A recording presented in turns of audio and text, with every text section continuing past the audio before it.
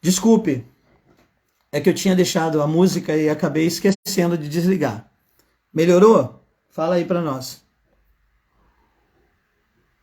Então, Assis, nós temos três céus. O que vai acontecer? Agora você começa a entender, por exemplo, porque foram 3 dias, né, da ressurreição. Por que para tomar a chave da mão do diabo e pegar a chave do inferno, certo? Por que demorou 3 dias? Porque eram 3 partes, eram 3 lugares que ele precisava reinar. Agora você começa a entender, perdão, meus irmãos, deviam ter falado antes. Agora vocês começam a entender também por que o diabo não pode fazer nada aqui na Terra sem a permissão de um ser humano? Você lembra que quando Jesus ele encarnou, ele tomou o governo de novo para nós, ele disse assim, toda autoridade foi me dada. Mas ele não fala só na terra, ele fala, toda autoridade foi me dada nos céus e na terra, e eu dou essa autoridade para vocês. Então, se Deus deu toda a autoridade dele para nós através de Jesus, de todas as autoridades dos céus e da terra, com que autoridade Satanás faz tudo o que ele faz na terra? Que a gente fala que tudo é culpa do diabo. Então, qual é o poder que ele usa? Ele não pode atuar no mundo físico se não for através do homem. E essa construção, esse entendimento é tão importante porque toda a estrutura tecnológica está nos levando para uma raça híbrida entre o metal e o barro. O homem, barro e o metal. A tecnologia. Por quê? Porque o inimigo não consegue habitar no ser humano. Ele consegue possuir o ser humano. Ele consegue violentar um ser humano. Ele consegue fazer do ser humano um cavalo, um aparelho, certo? Mas ele não consegue viver no ser humano, mesmo que ele mantenha o ser humano em cárcere privado. O ser humano continua tendo livre-arbítrio. O ser humano, ainda que tenha a consciência cauterizada e seja difícil ele tirar ele da escravidão de Satanás, se ele for evangelizado, se ele for alcançado, ele tem o direito de dizer sim ou não. Uma vez que ele consegue construir um ser híbrido, e ele já tentou isso no passado, os nefilinhos e os gigantes eram seres híbridos, certo? Uma vez que o diabo consegue fazer isso, ele consegue habitar o ser humano e tira do ser humano o direito de escolha. Eu não vou entrar na questão do livre-arbítrio como muita gente vê, mas a grande verdade é que nós temos escolhas. Se nós não temos escolhas diante de Deus, nós temos escolhas diante do homem e nós temos escolha diante de todos os outros seres criados, incluindo principados, potestades, dominadores de mente e forças do mal. Ok? Então, é necessário que ele crie algum tipo de construção através do qual ele consiga permanecer no homem. Por isso que você vai ver lá no Apocalipse que o número da besta é o número de um homem, a marca 666 é o número de um homem. Por que que o autor, João, quando recebeu a revelação, fez a questão de destacar que a besta será uma pessoa? A marca da besta será a marca de uma pessoa, de um homem. Provavelmente por quê? Porque quando essa marca surge, nós não teremos só homens, nós teremos seres híbridos. Nós não vamos entrar nessa questão. Qual que é o meu foco aqui? Deixa eu voltar para o meu foco, senão eu vou acabar dando uma aula de 3 horas aqui, vai ser muita informação e você não vai entender. Mas a pergunta que estava ali na cabeça da Dani, Assis, mas nós não vamos para o céu, e é a ideia da teologia do arrebatamento. A teologia do arrebatamento secreto acha que nós vamos ser tirados daqui e vamos ser levados para um novo céu e uma nova terra em outro lugar, certo? Um novo céu, uma nova terra num outro lugar, e que isso aqui nós não vamos ver mais. Mas como se Isaías 2 está falando que desce um monte sobre todos os outros montes e as nações vêm? Mas como se a Jerusalém desce? Mas como se Jesus desce e fala, venha o teu reino na terra como ele é no céu? Então por que o reino vem para a terra se um dia nós vamos para o céu? Essas perguntas vocês nunca pararam para fazer? Não tem alguma coisa que não se encaixa nessa teologia? Por quê? Porque nós temos uma teologia da imaterial, né? A Igreja Católica fez a gente demonizar tudo que é físico. demonizar tudo que é material. Então essas coisas daqui não prestam.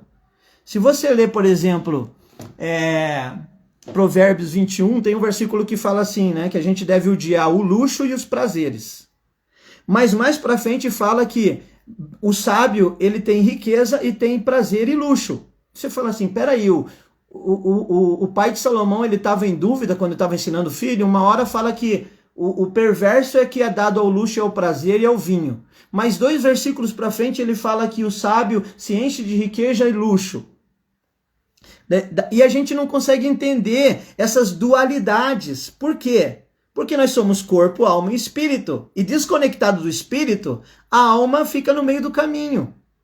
A Nova Jerusalém, que é o monte de Isaías 2, quando fala o monte do Senhor, está falando sobre a Nova Jerusalém, que ela vai descer do céu e ela vai ficar como se ligando o terceiro com o primeiro céu, porque o segundo não vai mais existir. No milênio, e é onde eu quero chegar, quando nós terminarmos o 6º dia, 6º milênio, que nós estamos no final, nós vamos dar início ao grande e terrível dia do Senhor, ao dia do descanso, certo? Que é o milênio. O que vai acontecer no milênio? No milênio, tanto Isaías como Ezequiel, como Pedro, ensinam que o céu vai ter um batismo de fogo. O céu vai se enrolar como um pergaminho.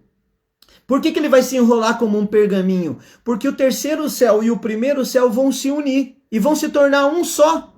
E não vai ser mais 3 dimensões diferentes, mas nós vamos ter acesso a todas essas dimensões. O segundo céu não vai mais existir, porque o diabo e todos os seus demônios vão ser presos. E esse céu vai acabar. O segundo céu não vai mais existir. Você não parou para pensar por que nós estamos separados de Deus? Por que religião, a palavra religare, significa religar com Deus? Por que nós temos que ser religados? Por que nós estamos separados? Uma vez que nós estamos no primeiro céu e o trono de Deus está no terceiro céu, nós temos algo, né, entre nós. Por que os anjos do Senhor acampam ao redor daqueles que o temem? E o inimigo acampa ao derredor. Veja como Deus muda a estrutura. Quando você se converte, a Bíblia fala que os anjos acampam ao teu redor. E o inimigo está ao derredor. Por que ao derredor? Porque mudou a estrutura. Agora o mundo espiritual você passa a fazer parte do mundo espiritual. E o inimigo não pode mais chegar em você. Por que a Bíblia fala em Colossenses que ele nos tirou do império das trevas e nos transportou para o reino do Filho do seu amor? Ele tira a gente espiritualmente do primeiro e nos leva para o terceiro. E nós somos conectados. Eclesiastes fala, antes que se rompa o fio de prata, que é a alma, e se despedace o copo de ouro, que é o espírito, rompa-se o cântaro e se quebre, e o pó volte à terra, que é o físico.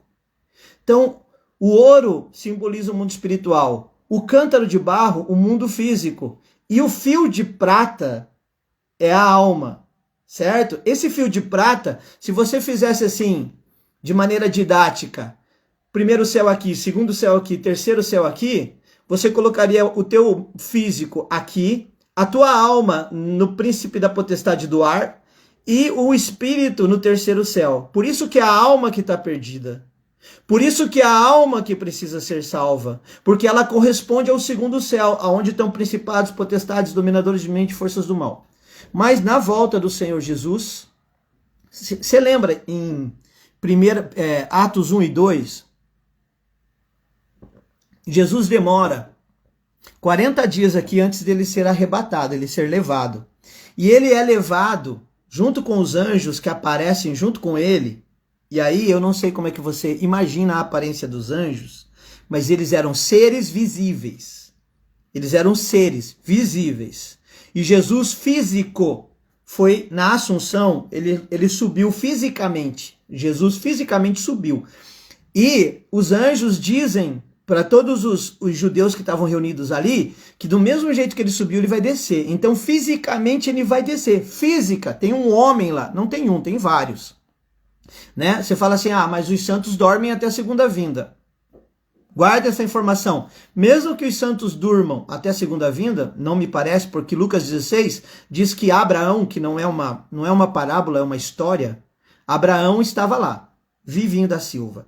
Depois você tem Elias, que não morreu, então ele foi arrebatado fisicamente para esse mundo metafísico. Enoque, que foi arrebatado fisicamente para esse mundo metafísico, ele não perdeu o corpo dele, não morreu, mas vai ter que morrer, porque é uma lei, o homem tem que morrer. Então, as duas testemunhas vão cumprir essa lei, porque os dois que vieram não morreram e vão morrer quando eles vierem como duas testemunhas. Certo? Então, meus amados, você começa a perceber que a estrutura do céu é uma estrutura física. A cidade que está no céu, a Nova Jerusalém, é uma cidade física.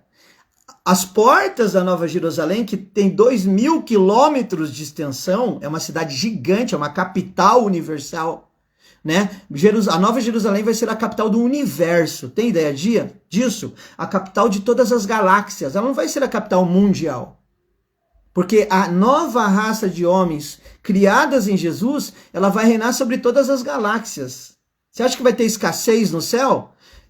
Deus pode chegar para você assim, ó, toma uma galáxia com 13 planetas, vai lá, faz o que você quiser com ela. Por quê? Porque você vai ter esse poder criativo. Você está entendendo? Então você imagina isso. Essa cidade de 2.000 quilômetros quadrados, só para você ter uma ideia do tamanho da Nova Jerusalém, imagina que eu saio de Curitiba, eu atravesso o estado de São Paulo inteirinho ali por Presidente Prudente, eu atravesso o Mato Grosso do Sul ali por Rondonópolis, eu vou até Cuiabá, no Mato Grosso, e aí vai dar 2.000 quilômetros. Daqui de Curitiba até Cuiabá dá mais ou menos 2.000 quilômetros.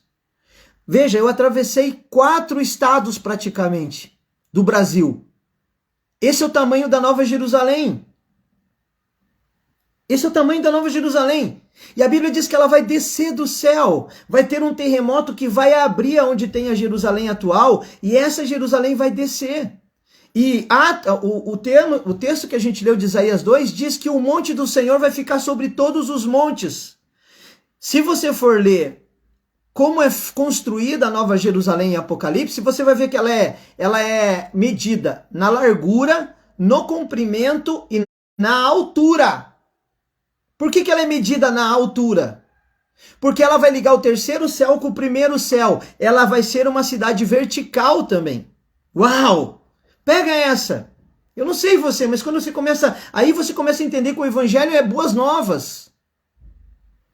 Então, quando a Nova Jerusalém ligar o terceiro com o primeiro, os céus vão se enrolar como um pergaminho e vai vir fogo de cima e fogo de baixo. Você sabe como que vai ser destruído a terra? Sabe como vai ser destruída a terra, meus irmãos? Da onde vieram as águas? A Bíblia fala que os abismos se romperam e as águas subiram e veio água dos céus também. Agora, você sabe o que a gente mais tem nesses dias que está começando a despertar? Presta atenção nisso. Porque todo mundo acha que vai ter um cataclisma. Vai ter saraiva do céu? Vai ter. Mas a maior parte do fogo vai vir Ai, me ajuda aí. Aquelas montanhas que soltam dos vulcões, ó, fugiu o nome. Os vulcões e o petróleo, o gás. Nós estamos debaixo de uma bomba poderosíssima. Se Deus quiser explodir isso aqui, ó, rapidinho explode. Você tem vulcões poderosíssimos, você tem as lavas dos vulcões, você tem o petróleo, você tem o gás. Junto com isso, você tem todas as outras matérias-primas que dão origem a bombas atômicas. Eles estão aqui debaixo de nós. Imagine quando isso tudo começar a aquecer, aquecer, aquecer, aquecer. O dilúvio de fogo vai acontecer de baixo para cima também. Então, um dos grandes problemas inclusive em Ezequiel, literalmente a Bíblia fala do betume. O que é o betume? É o petróleo. É o petróleo. Então, gente, esse batismo de fogo, essa transformação, assim como aconteceu no dilúvio, o que aconteceu depois do dilúvio? Nós tivemos novos céus e nova terra? Totalmente. A terra que Noé herdou depois do dilúvio era uma terra totalmente diferente da primeira terra que ele morava antes do dilúvio. Isso num período pequeno, num período de um ano e meio. Houve essa transformação. As placas tectônicas se romperam, criaram-se os continentes, e isso é tão forte que depois que Noé sai, ele vai fazer suco da uva. E ele vai tomar o suco da uva, que antes não fermentava. Antes do dilúvio, a uva não fermentava. Ele toma, fica bêbado. Todo mundo acha que era costume de Noé beber e ficar bêbado do jeito que ele ficou. Não é. As propriedades minerais da terra mudaram por causa do dilúvio, as propriedades da uva mudaram por causa do dilúvio, o clima mudou, tudo mudou por causa do dilúvio. E quando ele vai cultivar uma videira e ele toma do seu vinho, da sua uva, ele fica borracho, ele fica bêbado.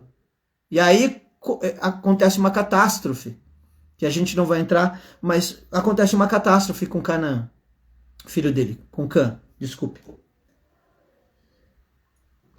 Então, gente, a terra, Deus não vai destruir a criação. Deus não vai destruir as coisas criadas. Ele vai restaurar todas as coisas. É a restauração de todas as coisas.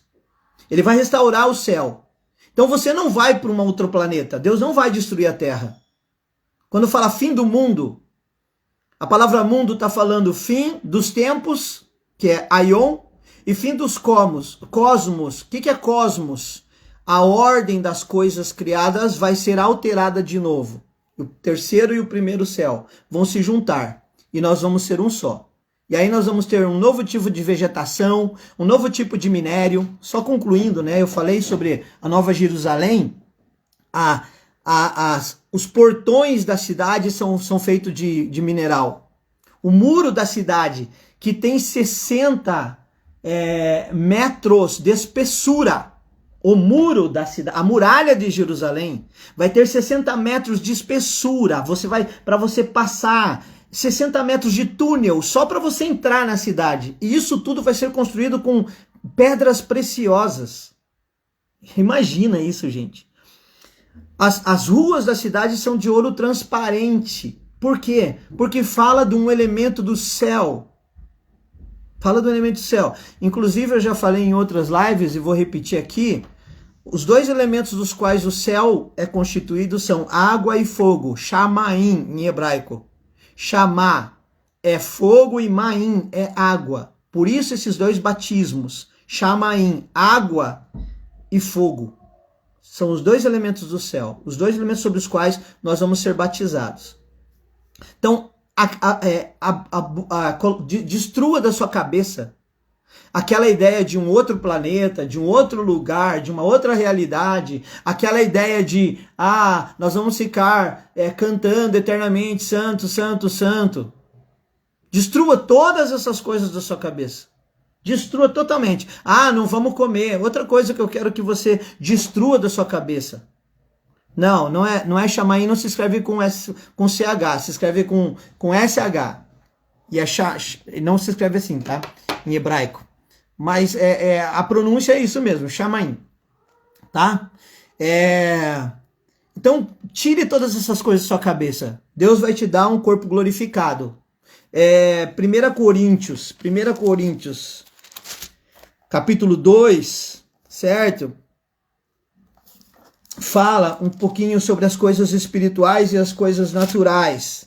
Então, a gente precisa entender que o homem natural, ele não vai entender o que a gente está falando aqui, certo? E 1 Coríntios, capítulo 15, Paulo vem fazendo uma construção, ele fala sobre como vai ser o nosso corpo, certo?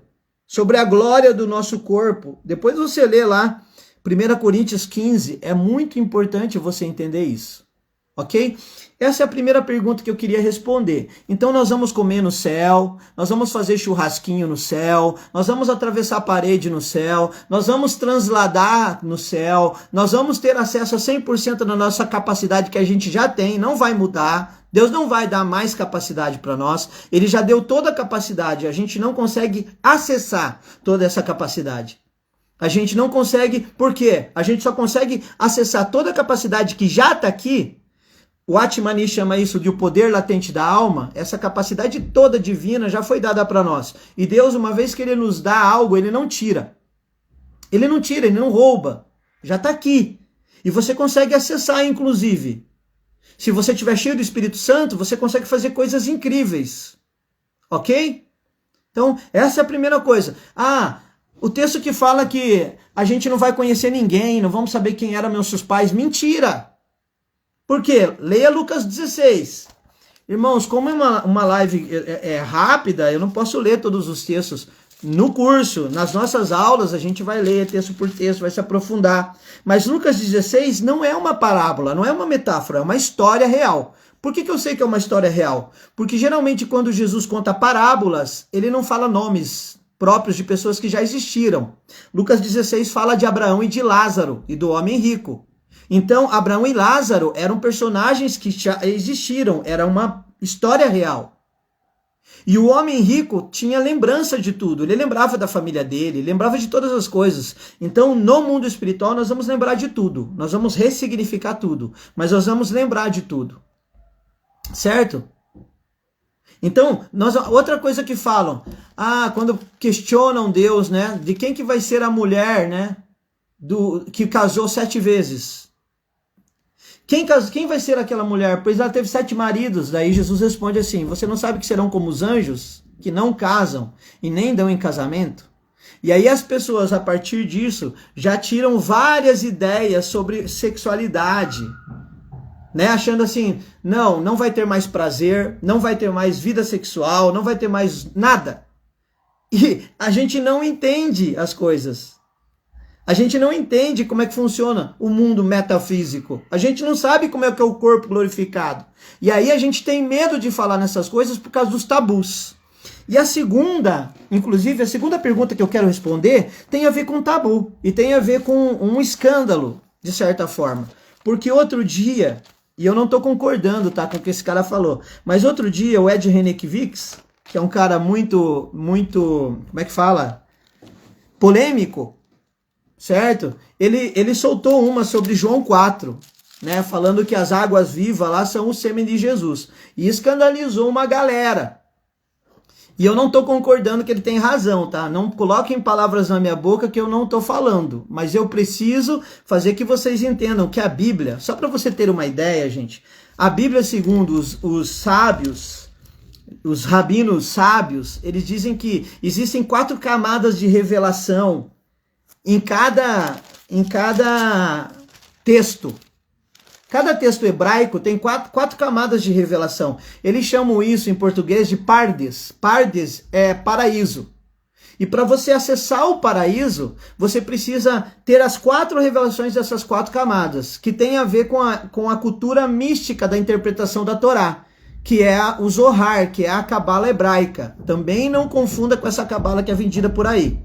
E também não estou falando que a cabala hebraica, ela é esotérica, ela é gnóstica, ela é de Deus, ela é do diabo. Eu não estou fazendo julgamento nenhum. Eu estou só falando que tem 3 culturas de ensino, instrução rabínica. A cultura escrita, que é a Torá, a cultura falada, que é o Talmud, e a cultura mística, que é o Zohar. Eles têm essa cultura, certo? Eles têm essa cultura.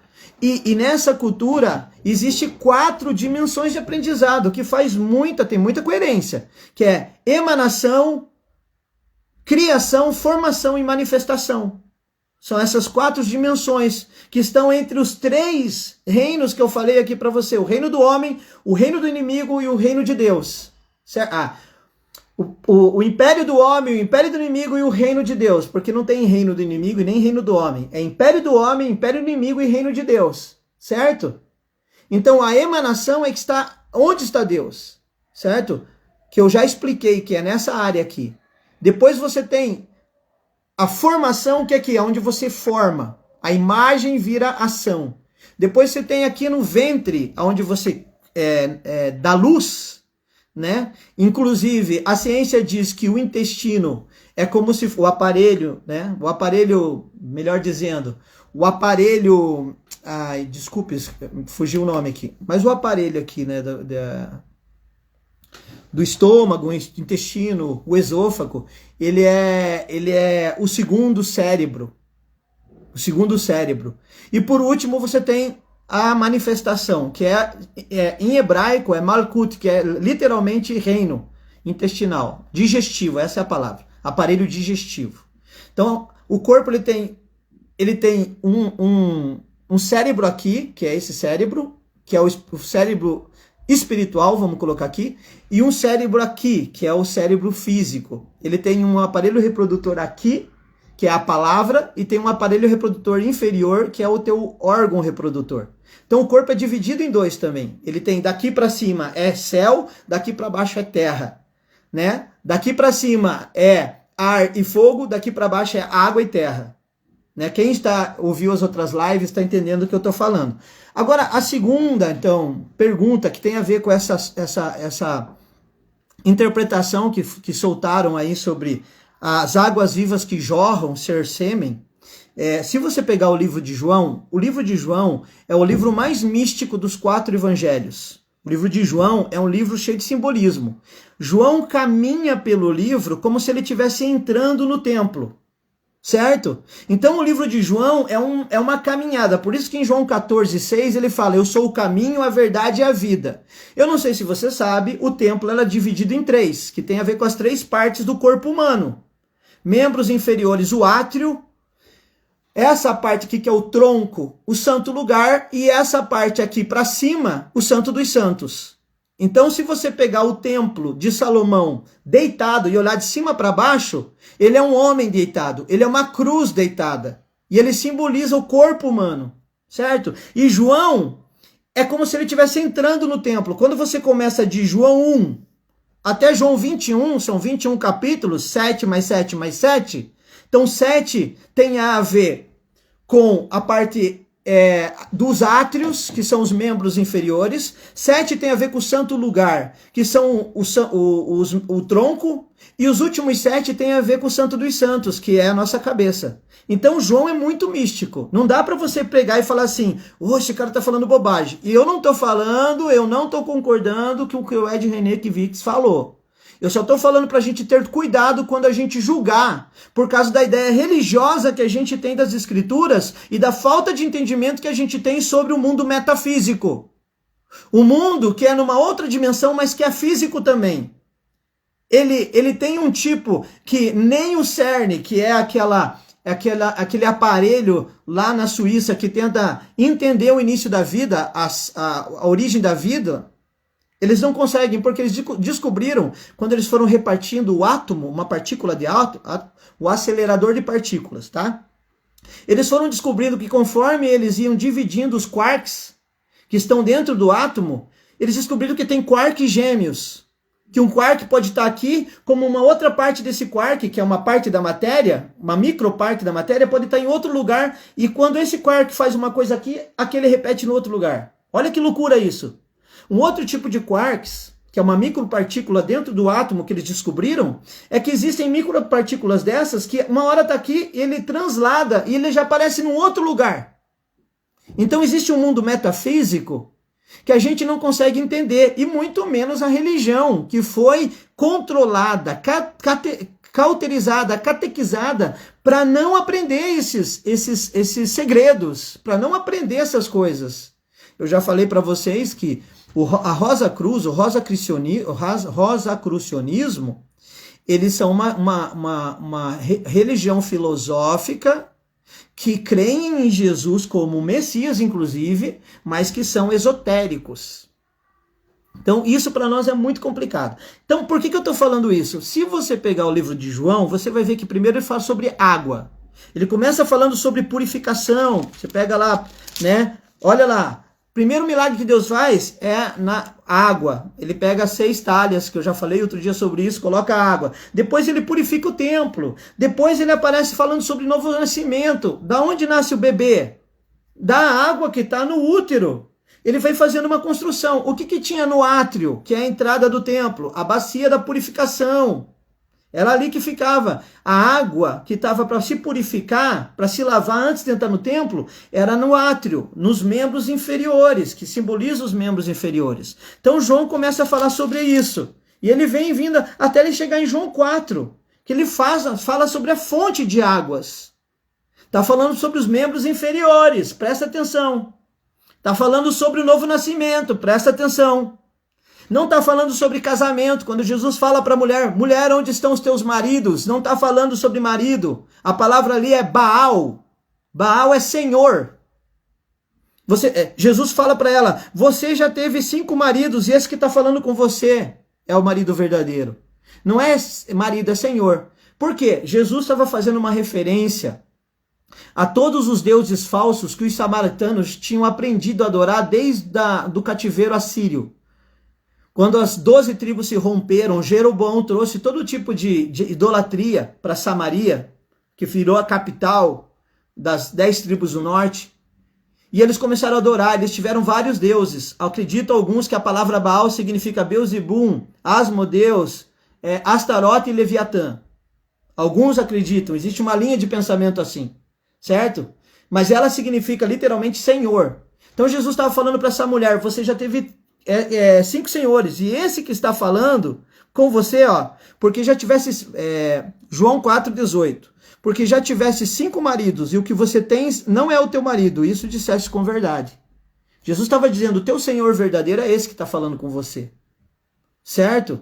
E a fonte que jorra para a vida eterna é gerado por mim. Então, ele está falando sobre os membros inferiores. Aonde que terminam os membros inferiores do nosso corpo? Ele termina exatamente no lugar chamado sacro, ou na bacia, se você preferir. Quando começa o pubis aqui para cima, o tronco, aí acaba os membros inferiores. E o átrio do templo simboliza esse lugar. Certo? Agora, acompanhe o restante do livro. Depois que ele fala sobre a purificação, o novo nascimento, ele fala sobre as águas vivas, então ele passa a falar da ceifa. O que a ceifa produz? Trigo. O que o trigo faz? Pão. O que você tem no santo lugar? Os pães. Então, no santo lugar, você tem os pães. Daí ele fala sobre a ceifa, depois ele fala sobre a multiplicação dos pães, depois ele fala sobre Jesus, o pão da vida. Então, ele passou do átrio para o santo lugar. Depois que ele fala dos pães, né, de pão da vida e tal, o que vem? O que vem? Se você continuar ali em João, eu estou passando bem rápido, só para vocês entenderem a estrutura de João, para a gente não falar bobagem. Em João 10 ele fala de uma porta, ele fala de um pastor e ele fala da festa da dedicação. A festa da dedicação fala do quê? Fala de azeite, fala de óleo. Qual é o outro elemento que você tem no santo lugar? Qual é o outro elemento que você tem no santo lugar? O azeite do menorá, que fica antes de entrar no Santo dos Santos. Meu Deus! E aí tem um monte de coisas que a gente pode viajar, tanto em João, como no significado dessas coisas. Se eu falar só sobre os pães da proposição, proposição, sempre me engano. Tem uma palavra em português que é os pães da proposição, tá? E falar do candelabro que fica aqui, nessa região aqui, que é o santo lugar, que corresponde ao santo lugar, a gente poderia ficar aqui 1 ano estudando só sobre isso. E se você passa disso, você vê Maria já no capítulo 12 falando, ungindo Jesus. Daí vem toda a preparação da morte de Jesus. Por quê? Porque vai entrar no santo lugar. E aí ele começa a falar do quê? Ele começa a falar do Santo dos Santos. Até o capítulo 21 de João. Proposição, isso mesmo. É que eu confundo preposição com proposição quando eu estou falando. Certo? E daí até o capítulo 21, ele vai falando da ressurreição, que é aqui, que é onde está o propiciatório, quando tem oração. Onde está a oração de Jesus? João 15 a João 17. Porque o incensário é o lugar que marcava o sumo sacerdote quando ele entrava no véu. Ele entrava orando. Então, onde Jesus ora aqui em João? João do 15 ao 17. Basicamente, a oração dele mesmo está no 17. Mas ele já vem dando instrução para os discípulos desde o 15. Vocês estão vendo? Então é uma construção. João é construído como se ele estivesse entrando no templo de Salomão. E conforme ele vai entrando, ele vai descrevendo cada acessório que tinha no templo, cada equipamento que tinha no templo, cada significado deles dentro do templo, até eles chegarem em João 21, que é o que João 21? Quando ele aparece, Jesus já aparece ressurreto e já introduz de novo. Aonde Jesus introduz eles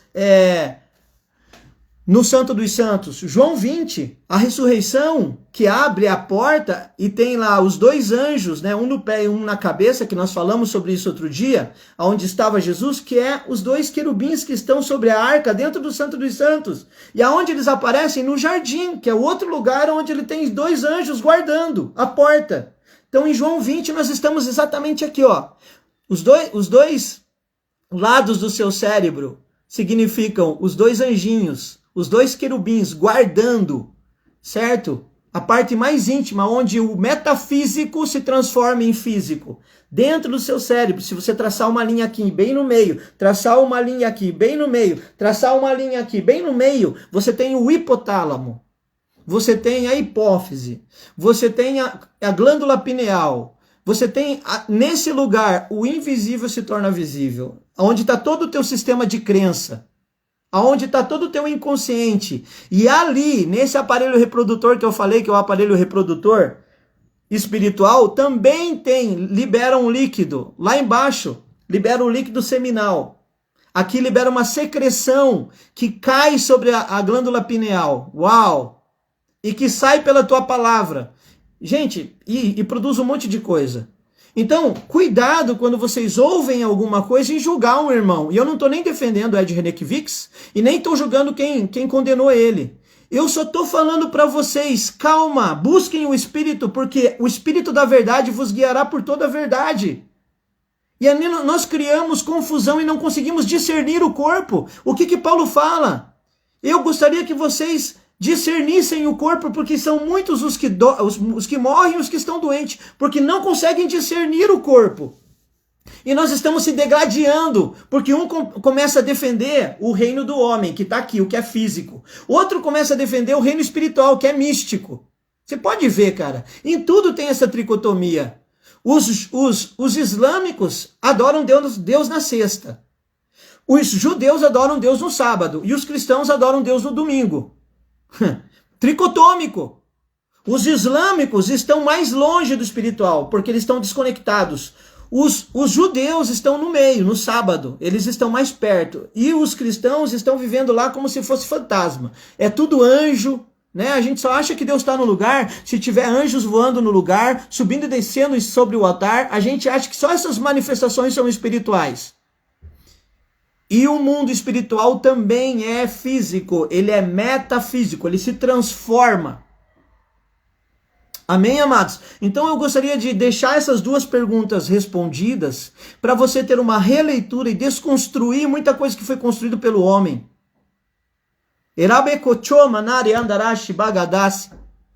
Nós irritamos o Espírito de Deus. E não sou eu que estou falando agora. Sou eu que estou falando. Sou eu que estou falando, mas eu estou falando junto com o Espírito Santo aqui. E eu não tenho medo de afirmar isso, tá? Nós irritamos, nós entristecemos, nós iramos o Espírito. Porque nós negamos o Espírito de Deus. E nós temos blasfemado contra o Espírito. Porque nós estamos deixando de dar a Ele a honra que é devido. Nós estamos deixando de dar a honra a Ele que é devida, porque nós, inclusive falando que é do diabo. Muitas coisas que o Espírito Santo quer fazer através de nós, Ele não faz porque nós achamos que é do diabo. Nós não acessamos muitas coisas e não somos férteis. Espiritualmente nós somos estéreis, como Isaías fala. Vocês ficam grávidos, mas na hora que vão dar à luz só gera um vento. Por que só gera vento? Porque vocês não têm fertilidade. Por que não tem fertilidade? Não adianta gerar aqui nesse cérebro se não gera aqui nesse cérebro. Não adianta gerar aqui nesse cérebro se não gerar aqui nesse cérebro. Então quando João fala sobre água, ele está falando daqui para baixo. Água e terra, fala daqui para baixo. Ar e fogo, fala daqui para cima. Então, por favor, meus amados, orem, eu só peço uma coisa, examinem o que eu estou falando, não engulam tudo o que eu estou falando, podem me criticar, podem fazer o que vocês quiserem, mas busquem o Espírito Santo de Deus. Busquem o Espírito Santo de Deus, porque o Espírito vos guiará por toda a verdade. É só isso. O Espírito vos guiará por toda a verdade. E nós precisamos nesse tempo ser férteis, espiritualmente e fisicamente, porque nós vamos passar por uma crise. E nós precisamos nos preparar para dar luz, para gerar filhos e para gerar mantimento, para gerar alimento, para pão e peixe. Nós precisamos gerar vinho. Agora, sabe o que é mais gostoso do livro de João? É o mais gostoso, gente. Eu não sei se você sabe, mas quando você entrava no templo, ou quando você ia prestar um holocausto, um sacrifício, primeiro você lavava tudo, certo? E tem um lugar lá em Levíticos que é muito interessante, porque a lei mandava você lavar a carne que você ia sacrificar, mas falava que não poderia lavar a carne no leite da mãe. Por que lavar carne no leite da mãe? Eles estavam no deserto, nem sempre tinha água. Então tinha lugares que eles iam oferecer o sacrifício deles e tinha que lavar a carne para sacrificar, e eles tinham que lavar no leite. E ele orientava, não lava no leite da mãe. Certo? Então quando eles iam fazer essas ofertas, primeiro era apresentado uma oferta de cereais, que era um pão. Segundo, era oferecido uma oferta líquida, que era azeite ou vinho. Olha só, o que você... Então, o que você... E essas ofertas estavam anunciando que um holocausto seria feito, que um cordeiro seria sacrificado. Então, o que você vê em João? Primeiro, ele lavando a oferta. Primeiro ele lavando o sacerdote. Primeiro ele lavando o templo. Primeiro ele purificando o templo. Nascendo de novo. Segundo, ele oferecia a oferta de cereais, que era o pão da proposição, e a oferta líquida, que era o azeite queimando. Ali também você pode colocar perfume e vinho. Você tem João 15. Eu sou a videira. Em João 15. Porque quando ele entrasse no Santos dos Santos, ele ia oferecer um holocausto, o cordeiro seria sacrificado. Então quando você lê João, os 21 sinais da entrega do cordeiro, desde a purificação, o novo nascimento, o pão, o vinho, o azeite, o peixe, estava tudo ali. Estava tudo ali. E nós não conseguimos acessar isso, dizendo no final... Quando eles encontram a ressurreição, que uma nova raça nasceu. E aí eu quero fazer um link com muito temor. Porque tudo que a Bíblia fala sobre uma nova raça. O último Adão é uma nova raça de homens. Por isso que o Messias veio de uma semente consagrada, de uma semente velada, de uma semente que não foi corrompida. Por isso que as alianças são feitas com sangue e sêmen, goste você ou não. É da saída do sêmen que Deus faz aliança com o homem, uma aliança de sangue. Da circuncisão é feita na saída do sêmen. Porque uma nova raça estava sendo consagrada, estava sendo construída a partir de Jesus. E essa raça, ela não começa física, ela começa metafisicamente. E você faz parte, se você nasceu de novo, você faz parte dessa nova raça. E só o tempo, como fala Mateus 13, vai separar o trigo do joio. E quem vai fazer essa separação são os próprios anjos. Está lá em Mateus 13, anota aí. Para dizer se você é trigo, uma nova raça, ou se você é joio, a raça antiga, uma raça misturada. Então, Adão é uma nova raça de homens. Jesus é uma nova raça de homens. O último Adão. E ele tem um sangue perfeito. E a semente dele não é misturada. É sobre isso, meus amados. Então eu vou agora fazer o que eu sempre faço, te dar a oportunidade de você me dar um presente de Natal, apesar de eu não acreditar em Natal. Você fala assim, você vai destruir o mundo lúdico dos seus filhos. Eu destruo.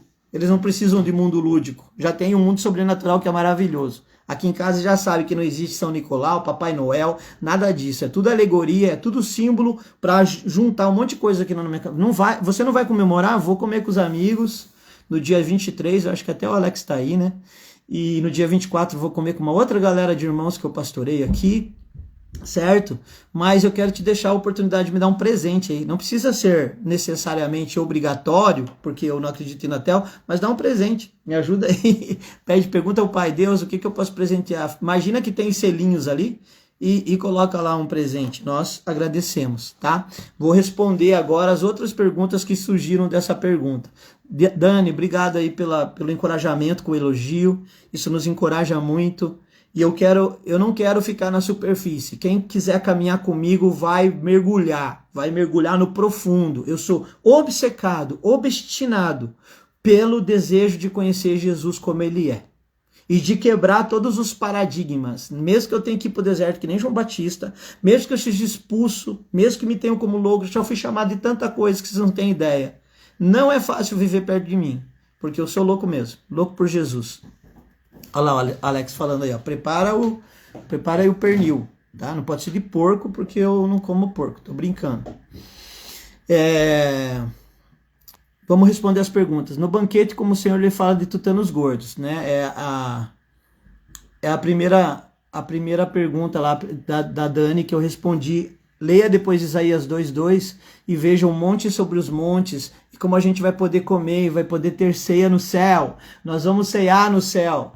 Nós vamos comer no céu. Vai ter muita coisa boa no céu. Se antes do dilúvio nós éramos vegetarianos, depois do dilúvio foi autorizado comer churrasquinho. Imagina depois da segunda vinda, o que a gente não vai poder desfrutar, como é que vai ser o nosso paladar. Meu Deus do céu, que delícia. Não consigo nem imaginar. Gostaria que você esclarecesse mais sobre a Cabala, essa força que muitos acham que é do diabo. Irmãos, então, como eu falei, a Cabala original, ela surgiu depois de todos os cativeiros, né? O cativeiro assírio, cativeiro babilônico, cativeiro romano, Império grego, Império medo, Império persa. Aí os rabinos começaram a abrir algo que era velado só para os sábios. Até Daniel, todo esse conhecimento cabalístico, vamos colocar assim, né? Até se você for pesquisar sobre os termos, você vai ficar admirado, porque muitos termos você não sabe, você não entende o significado das palavras, e quando você fala elas, te dá um choque, né? Então, se eu falar cabala, vai ver o que significa cabala, né? Etimologicamente falando. Então, até Daniel, esse conhecimento místico era velado. Daniel vem e ele abre a caixa de ferramenta.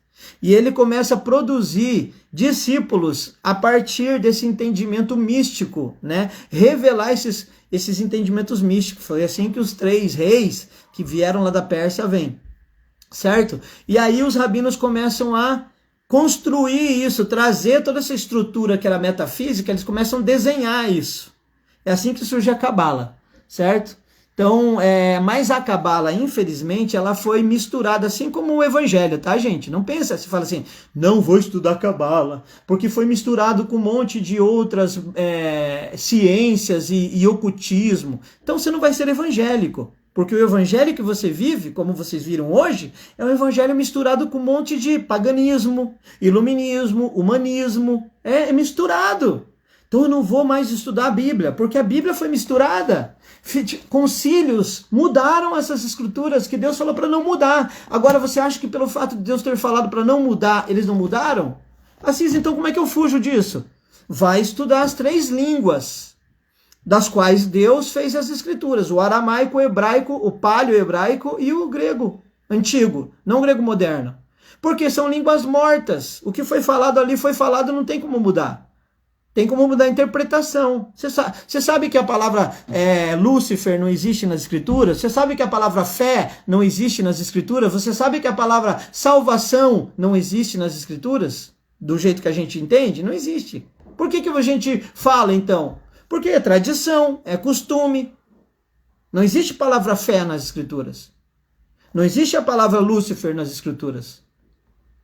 Meu Deus, e agora o que eu faço? Então, não vou estudar Cabala por causa que muitos disseram que... então não estuda a Bíblia.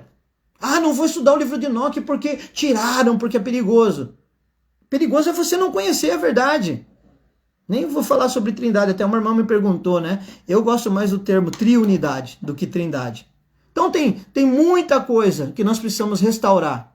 Se você for estudar, se eu for falar sobre isso de um aspecto profético, começando, por exemplo, pelos tempos e as épocas, a partir de Daniel, a Bíblia diz que o espírito do anticristo mudaria as épocas e as estações, mudaria o calendário. A gente não vive no calendário bíblico, a gente vive no calendário feito por por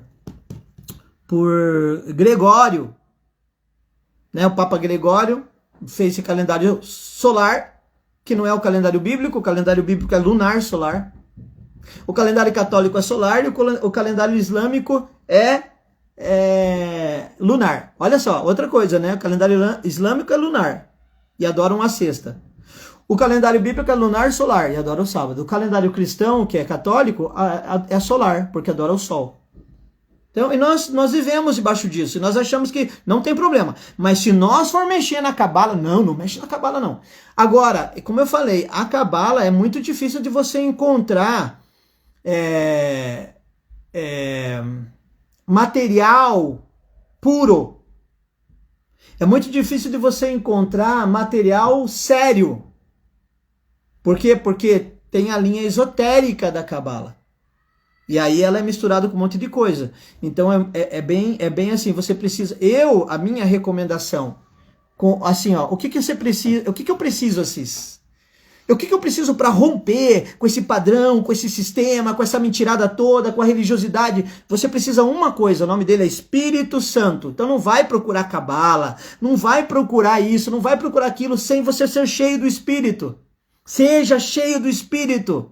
O que traz entendimento para você é o mover do Espírito. E o Espírito vai te guiar para as ferramentas corretas.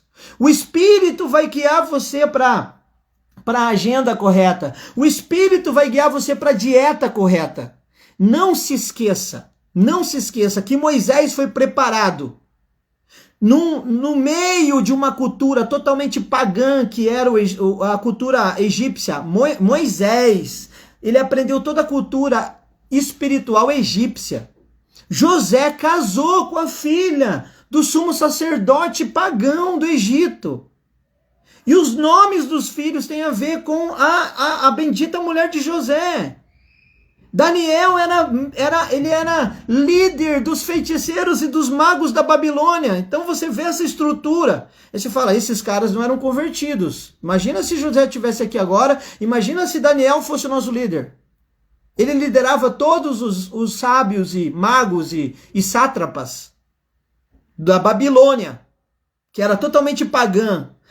A base da adoração babilônica era totalmente os astros, as estrelas. E aí Daniel vai lá com a revelação que ele tem de Yehoshua HaMashiach, com a revelação que ele tem de Yahweh, do Deus verdadeiro, e ele pega disso tudo que é verdade e ele começa a construir um entendimento. Então, não tenha medo, mas busque o Espírito. Enquanto você não for cheio do Espírito, não mexa em lugar nenhum. Não mexa em livro nenhum. Um problema nosso brasileiro é que a gente terceiriza tudo. Tudo que a gente lê é de livro de outro. O que eu estou falando aqui para vocês, a maior parte das coisas você não vai encontrar escrito. Vai encontrar, se você for encontrar escrito, você vai encontrar as coisas similares porque Deus revelou. Certo? Então, os extremos são só para chamados, né? A irmã colocou ali que Daniel era eunuco. Os extremos são só para chamados específicos, né? O próprio Paulo ensina isso. Não é todo mundo que tem esse chamado. Então, os dois extremos são complicados, né? Qual que foi a profanação do templo? Eu estava ensinando ontem aqui, por exemplo, pelos gregos, quando surgiu a festa da dedicação. Os caras entendiam que o paganismo ele é baseado na sexualidade. É uma religião instintiva, é baixa. Porque tudo é feito através da sexualidade. Então, assim como na espiritualidade judaica tudo era o sangue, na espiritualidade pagã tudo era o sêmen. Então, toda a fertilidade era com base no mundo físico. Entendeu? Então, não há equilíbrio nos extremos. Existe aí um entendimento mais profundo para a gente entender sobre essas coisas. Vamos em frente aqui. Quais são os próximos passos naturais para nós? Eu não sei se eu entendi bem a sua pergunta. Quais são os próximos naturais para nós? Assim, com relação a esse grupo que está aqui, com relação à humanidade, né? O que é? Os próximos passos naturais para nós no calendário bíblico. Então, se você falar sobre os próximos passos, para onde a gente está indo, qual é a sequência de acontecimentos, Nós estamos entrando numa época, onde vão acontecer 4 tipos de catástrofes: fome, guerra, catástrofes naturais e doenças. Esses 4 juízos vêm forte agora. Então, naturalmente, a gente vai ter uma crise mundial muito forte com relação à alimentação, cultivo, saúde. Tudo isso vai afetar a gente. Então, nós precisamos, os nossos próximos passos naturais é se preparar para isso. Primeiro, transicionar de uma mentalidade de consumo para uma mentalidade de cultivo. Se você é um consumista e se você não sabe fazer nada e tudo que você precisa para se alimentar, para comer, para se vestir, para morar é terceirizado, vem do outro, você tem que comprar, você está ferrado. Então, procure se estabelecer em lugares seguros, procure cultivar, mesmo que seja pequena quantidade, aprenda a manufaturar coisas, porque nós vamos voltar para a origem, meu filho. A Bíblia, assim, ela é cíclica. Então, de tempo em tempo, ela volta para a origem. Então, nesse momento de crise, nós vamos ser protegidos pelo Senhor? Vamos ser. Mas nós precisamos transicionar a nossa mentalidade. Esse é o meu encargo, por isso que eu estou aqui ensinando isso, confrontando vocês e publicando isso. Porque nós estamos entrando num tempo que quem não souber viver, preparar o que precisa para viver, vai se dar mal. Felipe transladou após batizar o eunuco Antíope? Sim, ele transladou. Felipe transladou. A gente pode falar sobre isso no outro. Cara, tudo que a gente faz é uma cópia mal feita, né? Tudo que a gente inventou é uma cópia mal feita da nossa condição. Preciso saber mais sobre isso então, Gleidson. Se você trabalha com agricultura, muito me interessa.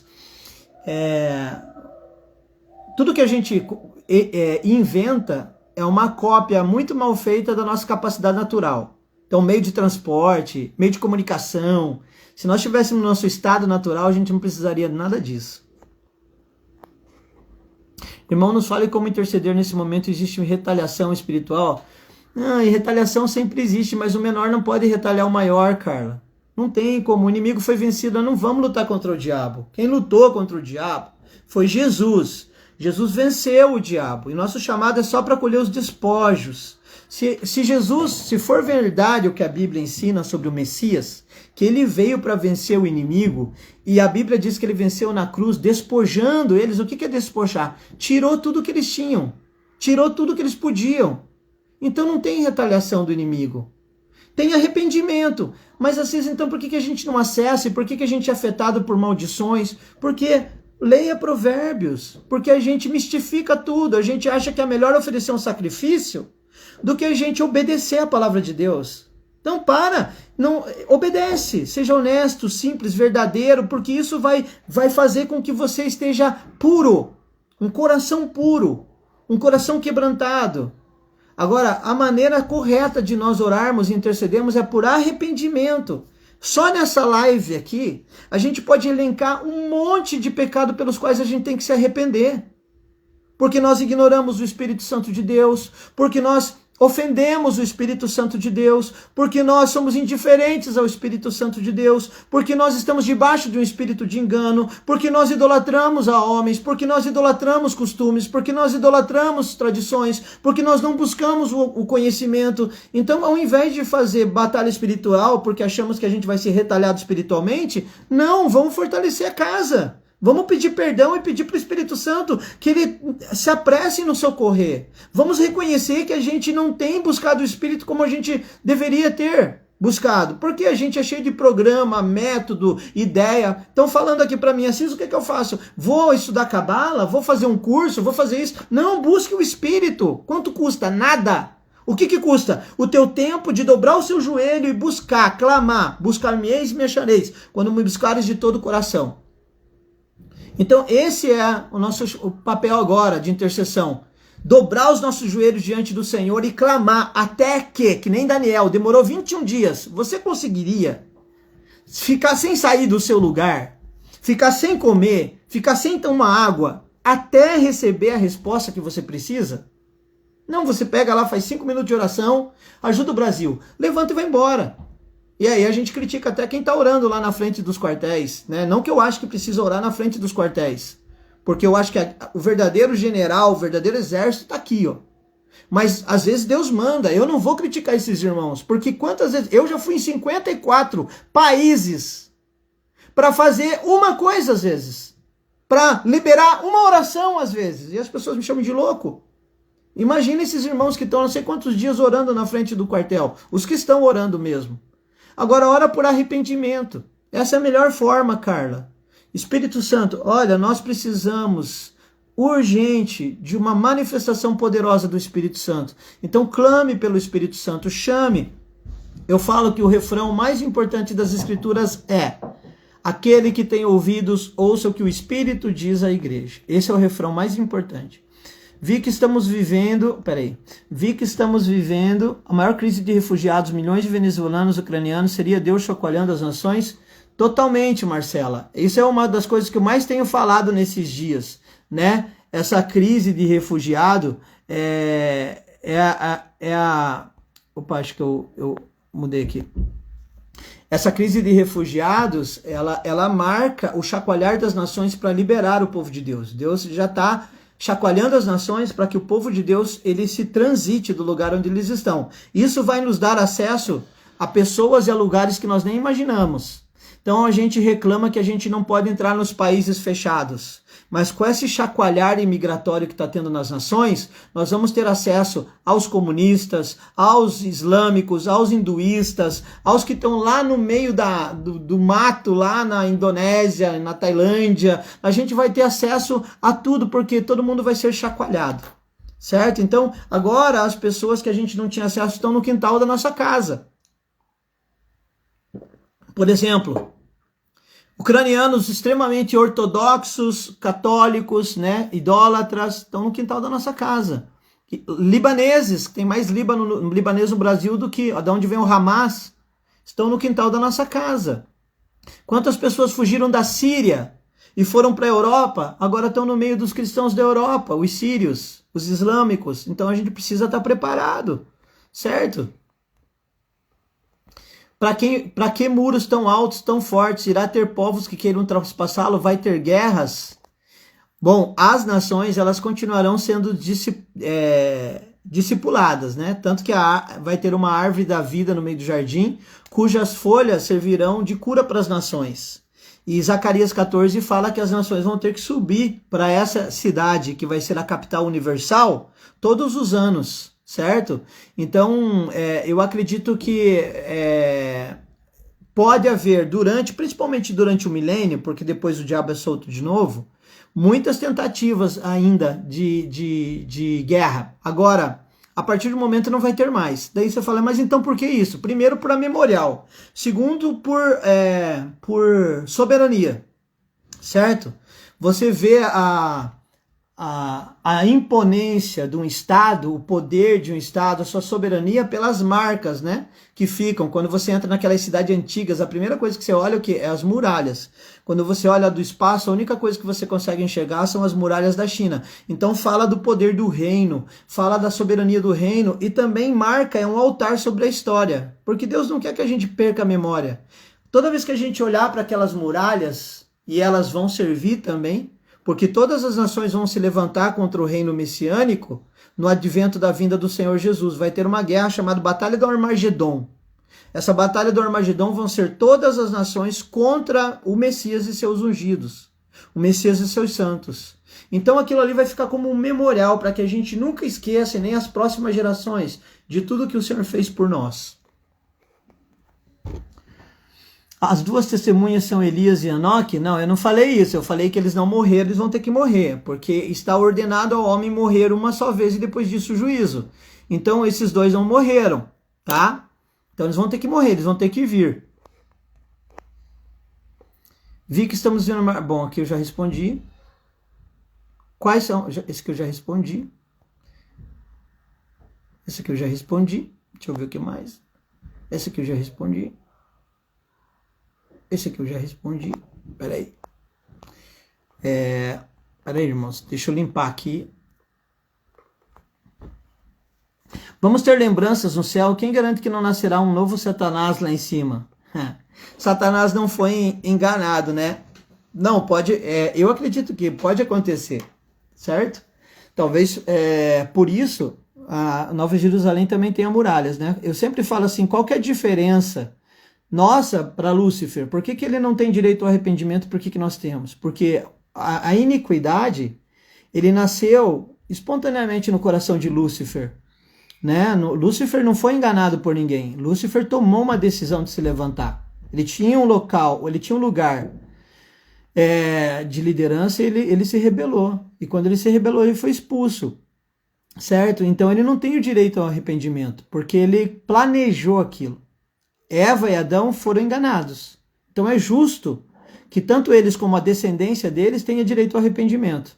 Então, assim como houve no passado, depois do milênio, eu acho muito complicado, né? E também é só uma especulação. Eu não gosto de especular, mas conhecendo Deus e entendendo a natureza do caráter de Deus, eu arrisco a dizer que ele nunca vai tirar a possibilidade de alguém se rebelar. Nunca.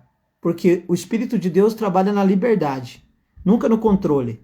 Inclusive foi por isso que Deus não destruiu Lúcifer assim que ele se rebelou. Porque se ele fizesse isso, nunca mais ninguém amaria de livre e espontânea vontade, amaria por medo. E colocaria uma dúvida na cabeça de todas as outras criaturas. Ué, por que ele destruiu Lúcifer? Será que Lúcifer não tinha razão?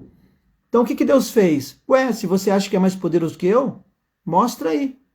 E assim, ele manteve a liberdade, ele julgou Lúcifer de uma maneira honesta e ele não criou medo e nem controle, certo? Então eu sempre acredito que foi para a liberdade que Cristo nos fez e ele vai continuar trabalhando na liberdade. Vamos ter lembranças no céu? Isso aqui eu já acabei de responder.